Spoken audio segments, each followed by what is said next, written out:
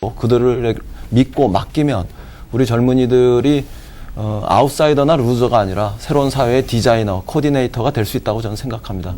그 길을 우리 기성세대들이 과감하게 열어주면 더 많은 창의로운 대한민국의 문을 열 수 있다. 저는 그렇게 생각합니다. 네, 감사합니다. 다음은 박영선 후보 질문해 주시죠. 네. 저는 이곳 충북에 왔으니까 예전처럼 충북이 고향이신 이인영 후보에게 먼저 질문을 드리겠습니다. 그 통합 과정에서 참 많은 애를 쓰셨습니다. 그리고 통합을 하면서 저에게 한번 이런 의견을 물어본 적이 있습니다.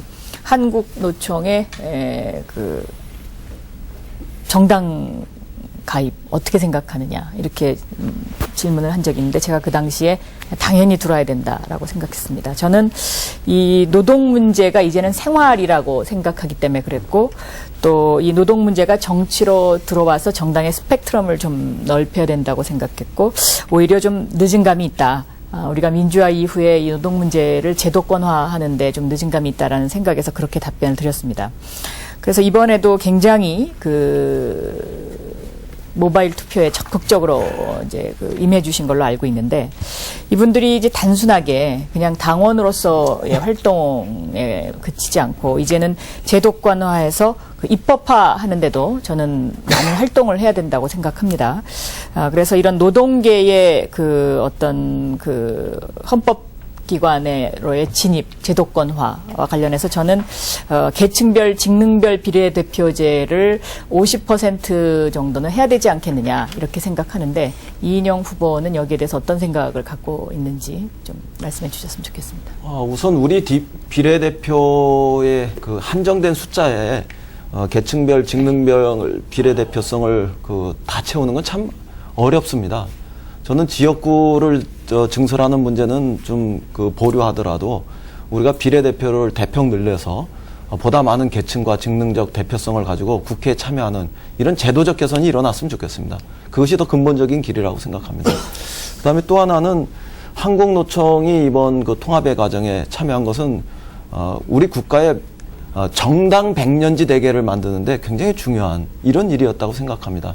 단지 정책연대나 몇몇 인사의 영입 수준을 넘어서 굉장히 전략적인 사고를 할 때가 되었고 그렇게 할 수 있어서 굉장히 다행스러운 일입니다. 노동의 문제는 이제 노동의 문제만은 아닙니다. 우리 사회 전반의 문제입니다. 비정규직이 60%에 달하고 1,700만 명 임금 노동자 중에서 900만 명에 달하는 이런 비정규직이 있는 사회에서 비정규직 문제를 해결하는 건 노동만의 문제는 아니지 않습니까? 정리해고의 문제가 단순히 특정한 사업장만의 문제는 더더욱 아니지 않습니까? 사회 전반의 문제로 되고 있고요. 이런 문제들을 해결할 수 있는 그런 실질적인 힘을 민주통합당은 가지고 있어야 하고 민주통합당 내부에 굉장히 중요한 화력이 장착된 것이다. 이런 측면에서 높게 평가해야 합니다. 네. 더 나아가서 이해관계를 넘는 새로운 노동운동, 또 새로운 정당, 이런 것들이 우리가 민주통합당을 통해서 시작할 수 있었다. 이렇게 평가해야 된다고 생각합니다. 네, 국민들도 이 한국노총의 앞으로의 정당 가입과 그 활동에 대해서 상당히 기대하고 있고 또 주시하고 있다고 생각이 되어집니다. 다음에는 김부겸 후보님께 질의를 드리겠습니다. 경제민주화 이야기를 굉장히 많이 하셔요. 예. 이 경제민주화는 제가 기자 시절부터 일관되게 지금까지 이야기하던 저의 기본 소신입니다. 저는 이 경제민주화가 1%의 재벌과 특권층을 타파할 수 있는 가장 우선적인 것이다. 왜냐하면 두부도 재벌, 콩나물도 재벌 이런 시대로서는 우리 국민들이 살 수가 없다라고 생각하고 있습니다. 이 경제민주화에서 가장 시급한 법을 하나 만드신다든지 아니면 어떤 제도를 도입하실 생각이십니까? 지금 그 점에서 참 일관되게 이 재벌의 독점과 반칙을 경고해 오시고 싸우신 우리 박영선 후보께 경의를 표합니다. 지금 생각도 제일 안타까웠던 게 김대중 대통령 시절이었던 것 같습니다. 당시에 재벌들이 이 출자 총액 제한 제도 때문에 도저히 일자리를 창출 못한다고 그래서 거의 땡깡을 부리듯이 했습니다. 당시 진யம் 부총리가 국회 본회의장에 와서 거의 호소하듯이 한 기억이 나고 그럴 때 우리가 사실은 참 그들의 선의를 믿고 너무 쉽게 그걸 풀어줬습니다. 그 덕분에 이들이 순환출조라는 형태로 해서 자신들은 손 하나 까딱 안 하고 계속 계열사를 불려갔습니다. 그래서 저는 저희들이 이번에 우리 새 지도부가 탄생하고 4월에 저희들이 다수당이 되면 출자 총액 제한제도 하고 공정거래법을 전부 철저히 손을 보아서 바로 이들의 횡포 이거 반드시 막아내야 된다고 생각합니다. 네, 네, 저도 힘이 감사합니다. 납니다. 네. 다음 한명숙 후보 질문해 주시죠. 네. 저도 박영선 의원과 마찬가지로 우리 여기 충북에 왔으니까 이인영 후보에게 좀 질의를 하겠습니다. 예. 지금 우리는 민주통합당으로 출범을 해서 통합된 사람들이 대표 경선에 임하고 있습니다. 참 감격스럽습니다. 그러나 통합이라는 것은 언제나 너무 지난하고 너무 힘듭니다. 이해관계가 첨예하기 때문입니다. 그런데 민주통합당에서 손학규 후보와 더불어 이인영 후보가 손학규 대표와 더불어 이인영 후보가 참으로 중요한 역할을 했다고 생각합니다. 여러 가지 장애물도 있었고 난관도 많았지만 일관된 소신을 가지고 꾸준하게 한 결과가 아닌가 이렇게 생각이 듭니다. 그래서 이인영 후보에게 우리의 통합을 위해서 노력해준 그 기여를 해준 것에 대해서 감사를 드립니다. 그 다음에 지금 이인영 후보가 계속해서 주장하는 것이 이제 젊은 정당, 젊은 대표 주장하시고 세대 교체해야 된다 주장합니다. 저는 지금 이인영 대표가 주장하는 것에 120% 동의합니다. 우리는 이런 정당을 만들어야 됩니다. 그래서 사실상 세대 교체로는 2030 세대의 절망으로부터 나오고 있거든요. 그래서 우리가 2030을 어떻게 끌어안고 그 사람들의 과제를 어떻게 풀어주느냐 하는 것이 굉장히 중요합니다. 우리가 SS 시대를 맞아서 저희들의 정치 시스템도 이제는 젊은 사람과 소통할 수 있는 시스템을 굳건하게 구조적으로 만들어서 시스템을 운영해야 된다고 생각합니다. 그래서 이 부분과 관련해서 젊은 정당으로 만들어가기 위한 보다 좀 구체적인 방안에 대해서 생각한 게 있으면 말씀해 주셨으면 좋겠습니다. 지금의 젊은 세대들은 한 손에는 스마트폰을 들고요. 네. 또 다른 한 손에는 투표용지를 들고 세상의 변화를 갈망하고 있습니다. 2천만 명이 넘는 사람들이 스마트폰을 사용하고 있고요. 그중에 80%가 2040 세대라고 그럽니다. 800만 명의 트위터 의원이 등장했습니다. 이러한 시대에 한나라당처럼 우리가 돈봉투로 당대표를 사고 파는 이런 정치는 할 수 없는 거 아니겠습니까? 또 밥 먹고 술 먹는 정치, 이것으로 다 할 수도 없는 거 아니겠습니까? 저는 인터넷과 SNS 정당, 이것을 민주통합당이 당연히 가야 할 길이라고 생각합니다. 이미 민주통합당에는 이와 같은 문제의식들이 장착돼 있고요. 그 다음에 또 한 가지는 영국의 노동당이 지난번 총선에서 패배했을 때 제일 먼저 주목한 것이 새로운 세대였습니다. 새로운 시대, 새로운 세대에 주목하고 그 속에서 새로운 인물, 새로운 가치, 새로운 문화로 새로운 노동당으로 거듭나고 있는 거죠. 에드 밀리번트라는 41세의 젊은 당수를 내세워서 새로운 세대들을 영국의 노동당의 새로운 지지층으로 확장하는 노력을 적극적으로 했죠. 그것이 변화의 신호탄이 되어서 정당 지지율이 10%가 올랐고 차기에 영국에서 정권 교체 가능성을 높여냈다. 이런 점을 우리가 주목해야 한다고 생각합니다. 네, 제가 그런 부분은 굉장히 중요한 부분을 제시해 주셨어요. 그런데 제가 좀 듣고 싶었던 것은 사실 조금 더 구체적인 방안을 듣고 싶었습니다. 나중에 또 토론할 기회가 있을 거라고 봅니다. 이하경 대표께 이제 시민운동을 하시다가 결합을 하셨습니다. 그런데 요번에 우리가 이렇게 결합해서 경선을 하는 동안에 80만 명의 선거인단이 들어왔습니다.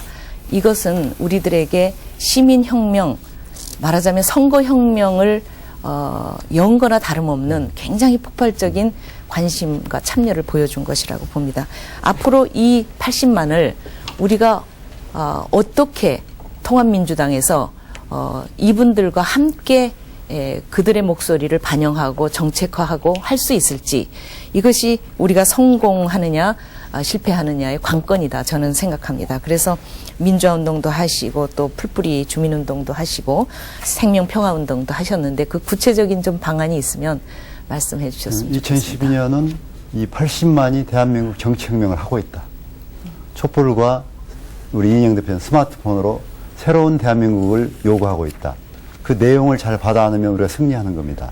그 내용에는 삶의 불안, 청년 실업, 비정규직 문제, 또 남북 평화 문제, 또 한미 FTA 문제, 이런 것 우리가 확실하게 해결해주면 그분들 우리 지지할 겁니다. 우리가 새로 꾸며주었는데 그거 못하면 다 떠날 겁니다. 이제 우리는 독과 약을 동시에 먹고 있다고 봅니다. 감사합니다. 답변 시간이 좀 짧았는데 이해해 주시고요.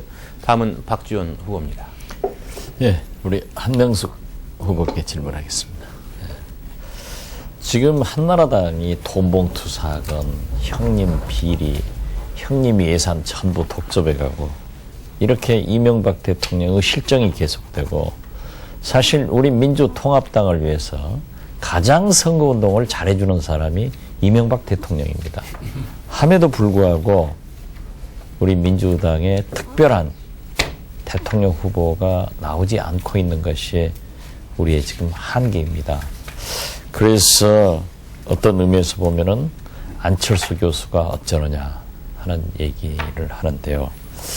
우리 한명숙 후보께서는 한때는 대통령 후보도 나오셨고 또 서울시장 후보도 나오셨습니다. 지난번 서울시장 후보에 나오실 것처럼 다 준비를 하고 또 추석 전에 발표를 하려다가 추석 후에 결정하겠다라고 하셔가지고 우리는 좋은 기회를 실기했습니다. 그래서 우리는 결국 민주당 후보를 내지 못하고 어떻게 됐든 야권 단일 후보인 박원순 후보를 내세워가지고 승리는 했습니다만은 그때부터 우리 민주당원들이 또 국민들 속에 우리 민주당이 굉장히 방황하기 시작했습니다. 그러한 의미에서 앞으로 우리 한명숙 후보께서는 어떻게 우리 민주당의 대통령 후보를 탄생시켜야 좋은가 하는 보관이 있으시면 좀 말씀해 주셨으면 합니다. 네. 지난번 서울시장과 관련해서는 민주당의 후보가 반드시 있어야 되는데 한명숙 당신이 나가면 민주당 후보가 될 수 있지 않느냐 하는 외통수에 걸렸었습니다. 굉장히 압력이 컸습니다. 그런데 저는 재판을 하고 있었습니다. 재판의 부담을 안고 이런 당의 중차대한 일을 제가 결정한다는 것이 상당히 어려워서 그 가운데 고민하다가 며칠 늦은 것입니다. 저는 그 2, 3일 일의 간격 때문에 우리가 실기를 한 것은 아니라고 봅니다. 그러나 좀 더 빨리 할 수 있었으면 좋았겠죠. 어쨌든 대선 후보의 문제입니다. 질문의 핵심은 그겁니다. 그래서 이 대선 후보와 관련해서는 인위적으로 우리가 누구를 세워서 한다 이런 것보다는 이번에 저는 민주통합당으로 통합돼서 총선 승리를 어떻게 하느냐 그리고 총선 승리를 할 때 어떤 사람이 어떻게 기여하느냐 하는 것이 굉장히 중요한 관건이라고 봅니다. 그래서 이 총선 승리가 대선 후보를 만드는 하나의 기틀이 될 수 있고 물론 그것만은 아닙니다만 총선 승리가 그만큼 중요하다 이렇게 생각이 돼서 지금의 대선 후보 또는 지금 여기 계시는 분들 중에서도 참 많은 사람들이 대선 후보감으로 성장할 수 있는 사람들이기 때문에 이 총선 승리에 매진을 하고 자신의 역량을 최대한으로 극대화시키는 것이 필요하다 알겠습니다. 이렇게 생각합니다. 네. 우리 이강래 후보에게 하나 질문할게요. 우리 어젯밤에 이 한미 FTA 폐기에 대해서 인터넷 방송에서 토론을 했습니다. 그 자리에서도 제가 강조를 했습니다만은 이 88만 원 청년 세대 방황하고 있지만은 그들은 당당합니다. SNS를 통해서 스스로 지식의 중산층이라고 생각을 하고 특히 우리 민주당이 통합하면서 한국 노총이 함께 했는데 앞으로 가장 바람직한 청년 실업을 해결할 문제와 노동정책은 어떤 것이 좋을까요? 시간이 지금 이제 한 40초 남았는데 청년 실업이 정말 심각합니다. 요즘 20대 보면 대학을 4년 만에 졸업하는 경우가 많지 않은 것 같습니다. 일자리를 찾지 못하기 때문에 그런 것인데, 그러다 보니까 이제 대학을 6, 7년 다니고 불필요한 대학원을 다니고 하는 것 같습니다. 양극화 때문에 그렇습니다. 제가 볼 때는 이 중소기업 정책 중심으로 경제 체제를 바꿔야 됩니다. 중소기업을 통해서 많은 양질의 좋은 일자리 만들어내야 되고, 그리고 이제 사회복지 정책을 통해서도 또 많은 좋은 양질의 일자리 만들어낼 수 있다는 말씀드립니다. 한국노총 함께한 것을 계기로 우리 당의 이제 운영 방법이나 그다음에 이게 구조가 바뀌어야 된다라는 생각 같습니다. 네, 고맙습니다. 답변 시간이 좀 짧았는데요.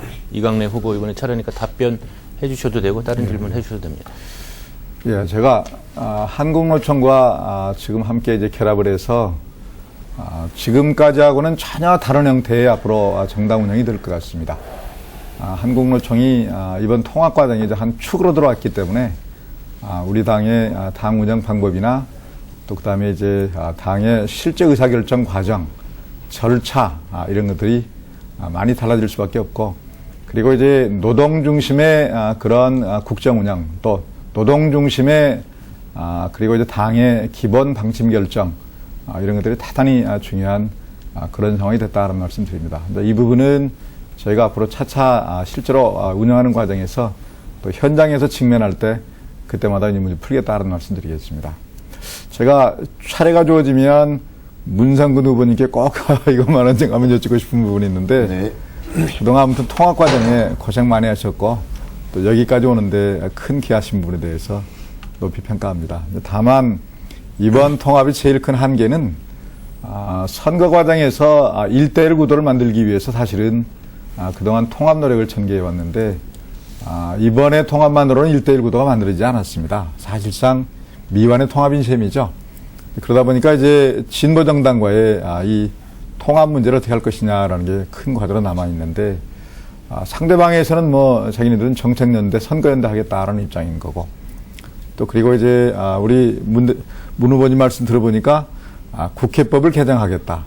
또 그다음에 이제 정당법을 개정해서라도 뭔가 정책연합할 수 있는 그런 길을 찾아보겠다라는 말씀을 하셨는데, 제가 볼 때 한나라당 현실적으로 허락지 않습니다.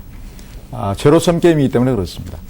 우리 민주통합당한테 유리한 것은 결과적으로 선거에서 한나라당한테 불리한 거일 텐데, 과연 우리 후보님께서 주장하신 것처럼 선거 전에 그런 선거법이나 이 정당법이나 국회법 개정이 가능할 것인가라는 거 하나고요.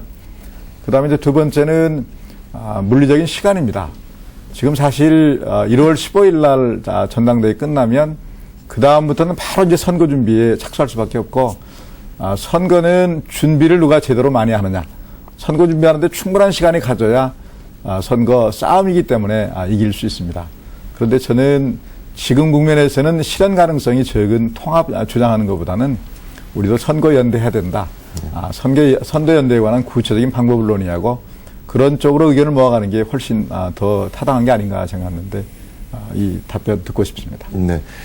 정당법이나 국회법을 고치는 부분에 대해서 구체적으로 말씀드린 적은 없습니다. 그냥 진보 정당들에서는 선거법 개정을 공동 공약으로 내걸기로 하면 대통합을 할 수도 있다라는 의견을 갖고 있는 것이죠. 근데 시간은 부족합니다. 그래서 1월 15일 지도부가 구성되면 31일까지 그 안에 선거법 개정을 공동 공약으로 해서 정당 연합을 제안해보고 그것이 이루어지지 않으면 빠르게 선거연대 논의로 들어가야 된다고 생각합니다. 그러니까 저는 정당 연합 이 제안 절차 생략하고 바로 이 연대 준비로 가고 선거 준비 가는 게 그게 현실적으로 맞다라는 생각입니다. 제가 이하경 또 후보님께 질의드리겠습니다. 저는 평소에 이제 우리 이하경 후보님 시민사회 활동 정말 열심히 하시고, 또 그리고 이제 9사람의 후보가 있습니다만 진정한 의미에서 시민사회 대표성은 우리 이하경 후보께 있다는 말씀드립니다. 그런 점에서 높이 평가하는데, 그동안 아까 우리 공동 토론 과정에서 당의 혁신과 쇄신에 관련된 많은 이야기를 했습니다만, 제가 볼 때 더 중요한 부분은 이러한 이 민주당 그리고 이제 시민사회 세력, 노동 세력이 함께 할 텐데, 그런 속에서 어떻게 서로 조화를 이뤄내고 그리고 이제 하나로 통합해낼 것이냐라는 문제도 굉장히 중요한 과제인 것 같습니다. 그런데 안타깝게 시민사회 세력들은 기존 정치권에 대해서 강한 불신을 가지고 있고 그러한 강한 불신이 통합을 만들게 하는 그런 한 요인이 됐던 것도 사실입니다. 저희는 지금 과거 열린우리당 시절에 바로 열린우리당과 개혁당이 통합을 해서 한번 실패한 그런 경험을 가지고 있습니다. 이런 부분에 대해서는 어떻게 판단하고 계시고 바로 시민사회 세력과 바로 이 과거의 정당 세력이 어떻게 통합하고 어떻게 함께해야 된다라는 생각 갖는지 그 부분에 관한 견해 말씀 부탁드리겠습니다. 시민사회 운동 세력은 가치 중심 세력입니다. 누구의 개인의 계보랄지 이런 걸 좋아하지 않아요. 그래서 우리 정당이 시민사회가 요구하는 생태사회 또는 상생사회 또 평화사회 이런 것만 받아들이면 아마 자연스럽게 오지 말라고 해도 스펀지가 빨아들여 온다고 생각합니다. 예, 화학자들 감사합니다. 네, 시간이 없어가지고요. 다음 마지막으로 박용진 후보 질문 주시죠. 예, 한명수 후보님께 FTA와 관련해서 좀 여쭤보겠습니다.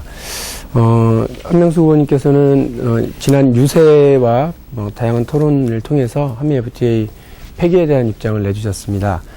감사합니다. 그런데 지금 우리 한미 FTA 폐기의 입장을 가지고 계신 많은 분들 중에서 이것이 절차적으로 날치기로 통과되었기 때문에 혹은 노무현 대통령 당시 협상보다 자동차 관세 부분에서 조금 더 후퇴했기 때문에 이것은 굴욕협상이다라고 하는 입장들을 가지고 계신 분들이 계십니다. 그것은 한미 FTA가 다양한 독소조항으로 인해서 사실상 아주 일반적인 무역협상, 국가 간의 무역협상이 아니라 우리나라의 정책주권, 사법주권을 심대하게 침해하는 이런 장기적으로 우리나라가 복지국가로 나가는 데 상당한 걸림돌로 될 수밖에 없다라고 하는 측면으로 볼 때는 조금은 임시방편적인 인식이 아니냐라고 하는 이런 우려들이 있습니다. 그래서 한명수 후보님께서는 이것이 지금의 한미 FTA 폐기에 대한 것이 이런 절차와 몇 가지 협상이 있어서 부실함 때문인 거냐 아니면 한미 FTA가 갖고 있는 이런 우리나라의 장기적인 발전 비전과 서로 충돌하기 때문인 것인지에 대해서 좀 이렇게 의견을 말씀해 주셨으면 좋겠습니다. 예, 우선 기본적으로 이명박 정부의 FTA는 한미 FTA는 폐기돼야 되고 원점에서 재검토해야 된다 하는 것이 저희 확고한 입장입니다. 그런데 한미 FTA를 반대하는 사람들 중에 FTA 자체를 원천적으로 하면 안 된다 하는 원천적 반대가 있고 지금 한미 FTA가 이명박 정부 하에서 불평등한 실패한 협상이고 굴욕적인 협상이기 때문에 반대해야 된다는 제한적 반대가 있습니다. 그런데 저는 어떤 입장인가 하면 지금 세계 금융 질서가 바뀌고 있고 신자유주의가 판을 치고 있는 이러한 상황 속에서 FTA가 앞으로 우리의 외교 통상 정책에서 어떻게 자리 잡아야 되는가 하는 부분에 있어서 상당히 깊이 재검토해야 된다 하는 입장을 가지고 있습니다. 그러나 그렇게 FTA 자체가 원천적으로 없어져야 된다 하는 것을 저는 상당히 지금 어떻게 생각해야 될까? 그렇다면 지금까지 한 30여 개의 FTA 한 EU하고도 하고 한 아시안하고도 하고 칠레하고도 하고 여러 나라랑 했지 않습니까? 그러면은 그 나라들과의 FTA를 폐기해야 되는 건지 아니면 우리나라의 통상 전략, 외교 통상 전략을 180도 수정해야 되는 것인지 그리고 말하자면 우리나라 경제 발전 모델을 이렇게 내수 활성화로 전환해야 되는 것인지 이런 여러 가지 문제가 굉장히 국정을 운영해 봤던 사람이기 때문에 복잡하게 얽혀 있습니다. 현실적으로 가능하지 않은 것도 있습니다. 그래서 저는 더 깊이 연구하고 더 깊이 토론하고 가장 이 시점에서 현실과 원칙을 잘 조화시키는 방법을 찾아내려고 생각하고 있는 사람입니다. 네. 예. 저는 좀 인식을 우리가 분명히 가졌으면 좋겠다는 말씀을 일단 조금 덧붙이겠습니다. 뭐냐면, 우리나라가 이제 통상국가 중심으로만 우리를 자꾸 사고하게 되면 FTA라든지 자유무역을 자꾸 확대하는 쪽으로 가야 되겠죠. 그렇지만 대한민국 사회 전체 시스템을 역동적 복지국가 형태로 바꿔간다고 한다면 우리 내부에서도 경제의 원동력도 새롭게 만들어낼 수 있는 거거든요. 그래서 그러한 인식의 좀 전환들을 우리가 다 같이 가졌으면 좋겠다는 말씀을 드리고요. 문성근 후보에게 질문 하나 드리겠습니다. 제가 그저께 청년유니원이라고 혹시 아시죠? 네. 예, 이제 청년들의 어떤 노동조합 형태를 좀 지향하고 있는 분들인데요. 이분들이 청년 실업과 우리 청년들의 노동 문제 등과 관련해서 민주통합당한테 이제 바라는 게 상당히 이제 많습니다. 그리고 좀 적극적으로 해주길 바라고 있는데, 우리 민주통합당이 청년 문제 해결에 있어서 어떤 역할들을 할 수 있을지 혹시 생각하고 계신 거 있으면 한두 가지만. 네, 그야말로 당이 뭐를 제공할 것이 아니라 제도를 만들어서 참여할 수 있는 통로를 만들어 드리는 게 정말 중요하다고 생각하거든요. 이번 청년 비례의 경우도 지금 청년 유니온 경우에 합류할지 여부를 결정하지 못하신 것 같은데, 안에 들어와서 제도 자체를 같이 토론해서 가장 좋게 만들어가면서 참여할 수 있는 모든 것이 열려 있는 것이기 때문에 우선 들어와서 얘기하자라고 말씀드리고 싶어요. 예, 감사합니다. 시간이 좀 없는 관계로 답변을 충분히 못 하셨습니다. 시청자 여러분께서는 지금 CJB 청주방송이 마련한 민주통합당 대표 후보 토론회 시청하고 계십니다. 이번에는 지역 현안에 대해서 한 말씀 드리겠습니다. 이곳 충북의 오송이라는 지역이 있는데요. 첨단의료 복합단지로 지정이 됐습니다. 대구 신서 지역하고 같이 됐는데요. 사실 정부의 지원이 소위 아까 말씀 많이 하셨던 형님 예산에 밀려서 지원이 안 되고 있는 게 지금 사실입니다. 아까 누누이 말씀하셨지만은 충북 지역에서 민주통합당 의원이 6분입니다. 8석 가운데 6석으로서 사실상 충북의 여당은 한나라당이 아니라 민주통합당이라고 해도 과언이 아닌데요. 지원이 부족한 게 사실입니다. 충북 홀대론 얘기도 나오는데요. 이 문제에 대해서 어떻게 의견을 갖고 계신지 먼저 문성근 후보님께서 말씀해 주시죠. 네, 첨단 의료 복합단지에 대해서 지난 2009년 4월이었죠. 여러 곳은 나눌 수 있다라고 결정할 때부터 이미 문제가 복잡해지기 시작했죠. 그래도 어찌됐든 지난 11월에 착공을 할 수 있어서 다행입니다. 사실 국민의 명령 야권 통합운동도 그렇고 이 대표 경선을 위해서 전국을 다니면서 똑같은 문제를 호소를 듣게 됩니다. 모든 지역에 대해서 다 지역마다 문제점을 호소하죠. 이게 물론 의료복합단지 부분에 대해서 이를 망가뜨린 MB정부의 문제가 있지만 근본적으로 지방 분권에 대한 것, 이 부분에 대해서 노무현 정부가 추진했던 부분들 모두 노무현 정부 한 거는 무조건 뒤집겠다라는 이 근본적인 상태에서 문제가 됐다고 생각합니다. 그러니까 근본적으로 국가를 어떻게 운영할 것인지에 대한 철학, 이거를 확고히 잡는 부분, 이게 가장 핵심적인 접근이다 생각합니다. 네, 김부겸 후보 말씀 부탁드립니다. 예, 저도 문성근 후보 같은 생각입니다. 지역 균형 발전이라는 국정 운영의 철학이 없으니까 그때그때 임시 방편적으로 떼온 겁니다. 충북 홀대로뿐 아니라 저희들이 지나간 모든 지역에서 다 지역 홀대로입니다. 바로 수도권 중심의 이 비대해진 경제가 기득권을 조금 더 놓지 않으려고 하니까 지역에 내려갈 게 없는 겁니다. 첨단 의료 복합단지, 죄송합니다만 제가 대구를 가야 돼서 제가 현장을 가보니까 거기는 더 엉망입니다. 아직 기공식은커녕 아직 아무데도 의향서를 낸 업체조차 없다고 합니다. 그만큼 근본적으로 지역 경제 자체가 지금 현재 정말로 고사 위기에 있습니다. 그래서 저는 정말로 이번 총선과 대선을 통해서 지역 균형 발전에 대한 철학이 분명한 그런 어떤 정당에게 여러분들이 기회를 주셔야 됩니다. 그러면서도 특히 바이오 등 새로운 어떤 성장 동력을 찾고 있는 이 충북 지역에 거기에 맞는 지원 방향이나 산업 정책이 나와야 될 거라고 생각합니다. 저희 민주통합당이 해내겠습니다. 네, 이하경 후보입니다. 네, 이 정부는, MB정부는 지역에 대한 전혀 대안이 없습니다. 오로지 특정 지역, 특정 세력만 관심이 있는 것 같습니다. 이거 바꿔야 되고요. 지난번 참여정부 때 지방균형 발전 정책, 지역 발전 정책을 썼습니다. 전 다시 수도권과 지역이 함께 상생하는 국가정책을 우리 민주통합당이 세워야 된다고 보고요. 그러나 참여정부보다 더 한 단계 나가야 된다고 생각합니다. 참여정부는 주로 수도권에 있는 기업이나 이렇게 또는 국가기관을 내려보내서 외부적인 충격에 의해서 외부 자본을 도입하는 방식이었는데, 이제 그것만 가지고 언제 다 전국을 발전시켰습니까?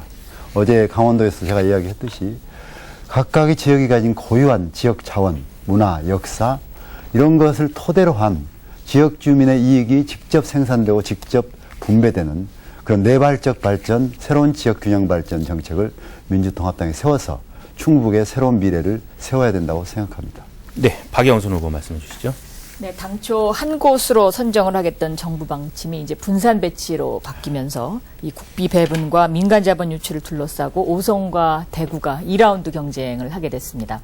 바로 MB 정권이 충청도민들을 가장 가슴 아프게 했던 부분들이 바로 이런 것들입니다. 해주는 척하다가 다 가져가 버리는 것이죠. 이거는 국가 운영의 신뢰성을 저버리는 매우 유감스러운 일이라고 생각합니다. 이 오송 첨단 의료 복합단지는 이 수도권 대덕 특구하고 아주 가깝고 특히 이 오송의 생명과학단지와 시너지 효과를 낼 수 있기 때문에 앞으로 중점적으로 키워야 될 부분이라고 생각합니다. 또 이 지역 주민들이 국립암센터 오송 분원 설치를 요구하고 있는 것으로 알고 있습니다. 이러한 생명과학단지와 시너지 효과를 내기 위해서는 국립암센터의 오송 분원 설치도 매우 심도 있게 검토해야 된다고 보고 있습니다. 네, 한명수 후보입니다. 네. 이명박 정부는 지방을 버렸습니다. 충청북도도 버렸습니다. 제가 총리할 때 세종시를 탄생시켰고 행복도시 계획안을 만들었습니다. 그런데 이명박 정부 하에서 변질되고 축소됐습니다. 첨단 의료 복합단지도 마찬가지입니다. 대통령의 형님을 등에 업고 충북 도민들의 의사를 무시하고 완전히 정치적 결정을 해버렸습니다. 제가 대표가 되면 지방 균형 발전 반드시 확고하게 실현해내겠습니다. 불행 도시로 전락한 세종시를 행복 도시로 정상화시키겠습니다. 특히 첨단 의료 복합단지의 바이오 기업들이 잘 유치될 수 있도록 지원을 아끼지 않겠습니다. 제가 충북 도민과 함께 손을 지방이 이기는 시대를 반드시 만들겠습니다. 충청북도가 심장이 되도록 하겠습니다. 네, 박지원 후보 말씀 부탁드리겠습니다. 예. 세종시의 충청북도는 땅을 많이 내줬습니다. 그럼에도 불구하고 이 정부에서 보상은 하지 못하고 오히려 충북을 소외시키는 것은 참으로 분노의 도를 넘고 있습니다. 이 첨단 의료 복합단지만 하더라도 오송에 있는 것을 형님이 대구로 가져가려고 합니다. 국립암센터도 심지어 대구로 가져가겠다 이런 의혹이 있거든요. 그러면서 대구에 있는 경제자유구역에는 예산을 주고 또 충북은 예산 심사 과정에서 진입도로 지원 같은 것을 하지 않고 있습니다. 결국 왜 이러느냐 하는 것은 이명박 대통령의 지방 분권화 정책 철학의 빈곤에 있습니다. 따라서 우리는 반드시 정권 교체를 통해서 통합민주당 대통령 후보를 당선시켜서 이러한 충북도의 현안을 개선시켜야 된다. 이렇게 말씀 올립니다. 네, 이강래 후보 순서입니다. 앞에서 다른 후보님들께서 다 말씀해 주신 것처럼 어느 지역에 가건 다 홀대론 이야기를 합니다. 그러나 이제 상대적으로 충북은 비교적 홀대를 덜 받았다라고 생각을 하는데 그렇게 될 수 있었던 제일 중요한 이유 중에 하나는 우리 6분 충북 의원들이 똘똘 뭉쳐서 대응하고 싸웠기 때문에 가능했다는 말씀드립니다. 제가 원내대표 할 때 보니까 가장 충북 의원들이 응집력이 가장 높은 것 같습니다. 홍재영 국회 부의장님을 정점으로 6분 의원들이 똘똘 뭉쳐서 지역 문제 나오면 정말 열심히 대응했다는 말씀 드립니다. 바로 이제 이렇게 지역 의원들이 하나로 뭉쳐서 싸웠기 때문에 상대적으로 덜 홀대받았다는 말씀 드리면서 앞으로 지금 충북이 풀어야 할 현안들이 많습니다. 충주국제공항 항공정비복합단지, 또 충북 경제자유구역 지정, 국제과학비즈니스벨트 기능지구 활성화, 네, 바이오밸리 추진 등이 있는데 네, 감사합니다. 예, 죄송합니다. 예, 다음은 박용진 후보입니다. 예, 앞서서 다 말씀을 하셨어요. 우리 지역을 같이 돌아다니다 보면 전부 다 그 지역 홀대론. 우리 너무 홀대받고 있고, 우리 다 소외받고 있다고 다 그러세요. 그리고 도지사님, 우리 민주통합당의 도지사님이나 시장님이 나타나시면, 다음에 우리한테 뭐뭐뭐 해주세요. 이렇게 얘기하고 있습니다. 그런데 정답은 하나죠. 지방분권과 지역 균형 발전입니다. 근데 거기에 가장 큰 핵심이 사실은 재정 자립에 있어요. 지금 모든 얘기는요, 중앙정부가 어떻게 하면 우리한테 뭘 좀 줄 거냐, 무슨 산업단지를 줄 거냐, 재정을 얼마나 더 쌈짓돈을 보내줄 거냐, 이런 식으로만 얘기가 되는데 아예 근본적으로 고쳐야 됩니다. 대한민국처럼 지방자치제도가 도입이 되었는데 재정에 대한 권한을 중앙이 거의 다 움켜쥐고 있는 그런 나라도 드뭅니다. 이런 부분에 있어서 중앙이 쥐고 있는 세수와 관련해서 지역으로 과감하게 나눠주고요. 그런 의미에서 이번에 그 이명박 정부가 부자 감세를 통해서 지방에 내려보낸 돈들이 줄었다고 하는 점도 확인해 보셨으면 감사합니다. 좋겠습니다. 마지막으로 이인영 후보 말씀해 주시죠. 예, 첨단 의료 복합단지의 충청권 유치는 이명박 대통령의 그 공약이었습니다. 장사꾼처럼 또 뒤집어 버린 거죠. 국제 과학 비즈니스 벨트가 충청권에 있고요. 또 바이오밸리 이런 생명 과학 단지가 오송에 있습니다. 대덕과 유성에는 우리나라 과학자의 10%가 살고 있습니다. 적지는 충청권일 수밖에 없습니다. 그런데 또다시 형님의 입김이 작용해서 대구로 쪼개줬습니다. 그나마 충청권에서 어느 정도 지켜진 것은 다행이지만 대구는 더 부실해질 수도 있는 겁니다. 이 선심이 아니라 지역 균형 발전 전략은 국가의 발전 전략입니다. 정권을 바꿔야 합니다. 이 정권을 바꿔서 모든 지역이 균등하게 발전하는 것을 넘어서 국가 발전의 큰 전략을 제대로 세우고 또 발전시킬 수 있어야 한다, 이렇게 생각합니다. 네, 말씀 감사합니다. 후보가 9분이나 되고 또 시간이 한정되어 있는 관계로 후보 면면을 알기가 쉽지 않으셨을 텐데요. 이번엔 마지막으로 그 마무리 발언하는 순서를 갖도록 하겠습니다. 김부겸 후보 먼저 말씀해 주시죠. 예, 도민 여러분 어떻게 보셨습니까? 저희들 여러분들 앞에서 솔직한 이야기를 많이 털어놓았습니다. 저희들은 이제 기로에 서 있습니다. 과거에 주저앉을 것인가, 미래로 갈 것인가. 저는 오로지 경제 민주화라는 가치, 지역주의 청산이라는 가치를 들고 충북 도민 여러분 앞에 제 자신을 맡깁니다. 저희들이 이 물길을 터겠습니다. 경제 민주화는 아까 말씀드린 대로 더 이상 대한민국이 이 자리에서 주저앉을 수는 없기 때문에 기회와 정의를 달라고 요구하는 저 젊은이들에게 답해야 되는 우리 세대의 책무입니다. 지역주의, 정말 얼마나 지긋지긋한 암적 덩어리인지를 여러분들은 정치 외에서 곳곳에서 만나고 계십니다. 저희들 여러분들에게 정말 진정으로 몸부림친다는 걸 보여드리기 위해서 제가 한 몸 던지겠습니다. 충북 도민 여러분께서 저 김부겸에게 정말 날개를 달아주시고 싸울 수 있도록 용기를 주십시오. 김부겸 해내겠습니다. 감사합니다. 네, 이하경 후보입니다. 네, 2012년은 대한민국이 미래의 사회, 밝은 사회로 가느냐, 아니면 절망의 사회로 가느냐, 큰 갈림길에 서 있습니다. 우리 국민들, 또 시민들, 젊은이들은 촛불을 들고 거리에서 외치면서 새로운 대한민국을 만들어주세요. 제발 좀 우리도 일자리 좀 갖게 해주세요. 우리 좀 미래 걱정하지 않게 해주세요. 우리 어머니 아버지 불쌍해서 못 보겠어요. 좀 살림 좀 편하게 해주세요. 이런 요구를 하고 있습니다. 정치가 그 답변에 충분히 답하지 못했습니다. 이제 시민운동을 해온 이하경이 밑바닥에서 여러분과 함께 해온 그 마음과 세상에 대한 경험으로 정치를 바꾸겠습니다. 국민에게 희망을 주는 정치, 미래 우리나라를 희망의 나라로 만드는 그런 정치 혁명을 하겠습니다. 여러분, 촛불을 든 심정으로 이제는 시민 경선단에 참여하셨고 새로운 지도부를 뽑아서 새로운 나라, 새로운 미래를 시민운동가 이하경과 함께 갑시다. 승리합시다. 네, 박영선 후보 순서입니다. 네, 지금 이 시간 이미 모바일 투표가 진행되고 있습니다. 민주통합당의 변화, 민주통합당의 희망을 위해서 기호 6번 박영선을 뽑았다라고 문자 보내주시는 분들이 많이 있습니다.